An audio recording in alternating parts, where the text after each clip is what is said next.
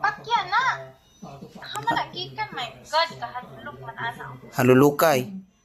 Dito nagikan sa Sama na. halulukay ng halas. Ire.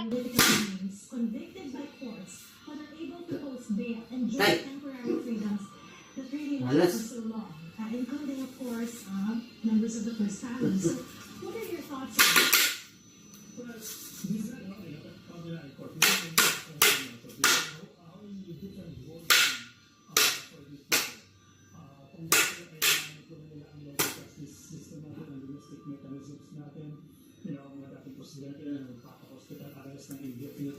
I'm not sure they can do it this time around. Keep in mind, the ICC needs to enforce kung ano yung mas nakasaad doon sa mga statute na pagpapatupad ng pag-aresto sa kanila at pagdadala sa kanila sa lahing basahan siya ng sakdal,